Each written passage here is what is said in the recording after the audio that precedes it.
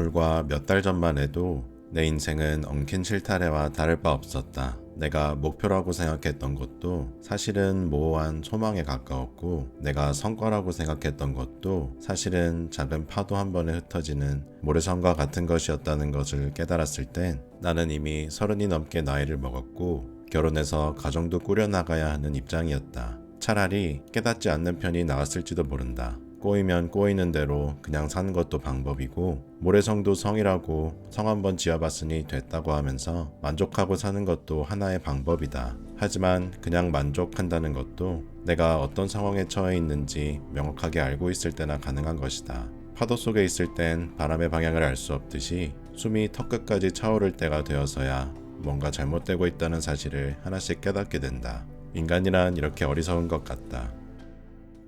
몽이 가자. 가자.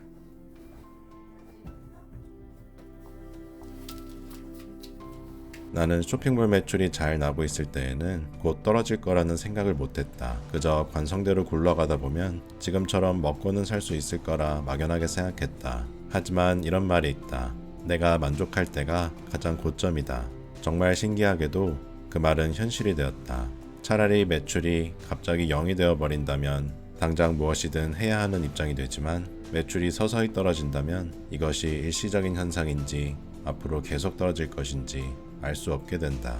생활비가 점점 부족해지고 대출이자가 점점 늘어나는 걸 몸으로 체감하고 나서야 나는 다음 스텝을 준비하기 시작했다. 꼬여있는 실타래를 천천히 풀어갈 것인지 아니면 한 칼에 양단하고 다른 실을 준비할 것인지 선택을 해야만 하는 순간이 온 것이다. 그러기 위해서는 일단 내 주제를 명확하게 파악해야 한다. 내가 할 줄 아는 것이라고 해봤자 중국 구매 대행이 전부였다. 기계적으로 상품을 등록하고 주문이 들어오면 배송 대행지를 통해 보내주는 단순한 구조의 유통사업이다. 잘 되고 있을 때 마케팅을 더 배워서 돌파구를 찾아냈어야 했지만 적당한 매출에 만족하는 바람에 그러지 못한 것이 너무 후회가 된다. 내가 지난 2년 동안 쌓아올린 게 모래성이라니 하는 허탈한 생각도 들었다. 그래서 더 이상의 상품 등록은 그만두고 크몽에 일단 새로운 서비스를 등록해 보았다. 내가 구매 대행을 처음 시작할 때 공지사항을 만드는 것이 어려웠다는 점을 떠올려서 그것을 대신해주는 서비스를 만들어 본 것이다.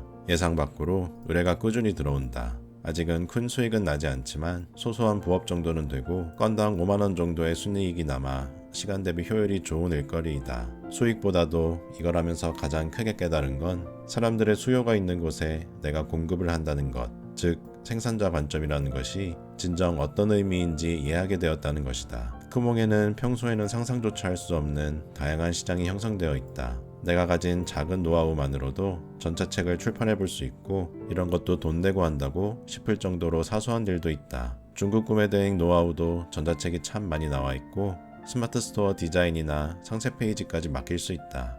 나는 모든 과정을 혼자 배우고 혼자 처리했었는데 크몽에서 디자인이나 상품 등록 혹은 마케팅까지 대행할 수 있다는 걸 미리 알았더라면, 또는 다른 셀러의 전자책도 사보고 노하우를 배우려고 해봤다면 조금 결과가 다르지 않았을까 싶다. 꼭 쇼핑몰이 아니더라도 내가 위임하고 싶은 분야가 있다면 웬만하면 크몽에서는 다 찾을 수 있다. 그리고 내가 생산자 입장에서 서비스를 제공하는 경우에도 내가 시도하려는 일이 시장에서 어떤 가격을 받고 있는지 판단하기 좋은 시작점이 크몽이다. 또 나는 이 일을 하면서 아내가 디자인에 재능이 있다는 것을 발견했다. 공지사항 만드는 것을 맡겨보았는데 내가 3시간씩 걸리는 일을 아내는 1시간이면 뚝딱 해냈고 나보다 훨씬 퀄리티 있게 잘하고 있기 때문이다. 비록 지금 당장은 디자인 전공자의 경력 있는 전문가만큼은 못할지라도 앞으로 디자인 서비스를 계속할 거라면 어떤 분야들을 시도해보고 그러기 위해 무엇을 공부해야 하는지 목표와 방향을 잡을 수 있게 되었다. 스마트 스토어 로고나 배너 디자인을 할 수도 있고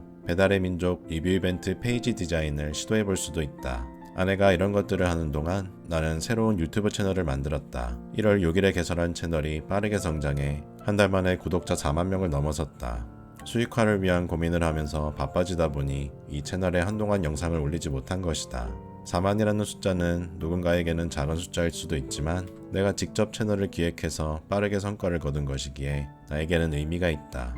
기획이라고 말하면 거창해 보이지만 사실 특별한 게 아니다. 그냥 수요가 있는 분야에 필요한 컨텐츠를 제공하는 것이다. 이걸 하기 위해서는 특정 사람들이 무엇을 원하는지 파악할 수 있어야 하고 그들이 원하는 대로 제공할 수 있어야 한다. 다시 말하면 생산자의 관점으로 나를 바꿀 수 있어야 한다. 그리고 나면 유튜브라는 매체도, 크몽이라는 플랫폼도, 구매대행이라는 유통사업도 모두 내가 가지고 놀 수 있는 도구처럼 느껴지게 된다. 실타래가 점점 풀려가는 것 같다. 그렇다고 모든 일이 순탄하게 진행될 거라고 생각하지는 않는다. 아직도 공부해야 할 게 너무나 많고 시행착오에서 오는 괴로움은 끝나지 않을 것이다. 그럼에도 나는 내가 제대로 된 방향으로 가고 있다고 생각한다. 지난 영상에서 대출 원리금이 한 달에 300만 원 가량 나가고 한 달에 소득이 500 이상 필요하다고 언급했었다. 영상을 10월 말에 찍었는데 그 영상을 올린 지 3달 만에 목표를 달성했다. 당시에는 내년 2월에 이렇게 되어 있을 것이라고는 상상도 하지 못했었다. 앞으로의 목표는 한 달에 1,000만 원을 버는 안정적인 구조를 만들어내는 것이다. 그리고 생활비 이외의 가처분 소득은 모두 주식으로 들어갈 예정이다. 작년 한 해 수익률은 마이너스 14% 정도로 마감했고 배당을 받으면 마이너스 11% 정도 될 것이다. 주가가 오르락내리락 하는 와중에도 올해는 5% 이상 수익을 내고 있다. 목표가 생기니 삶이 정돈이 된다. 아내와 나는 결혼한 일에 그 어느 때보다 한 팀으로 똘똘 뭉쳐서 일하고 있다. 이번에는 작은 성과가 주는 만족감에 취해서 성장을 멈추고 있다가 고점에서 내려오는 실수를 범하지 않을 것이다. 이 영상을 보는 여러분들도 삶이 힘들고 뭔가 잘 안 풀린다고 생각하더라도 포기하지 않았으면 한다.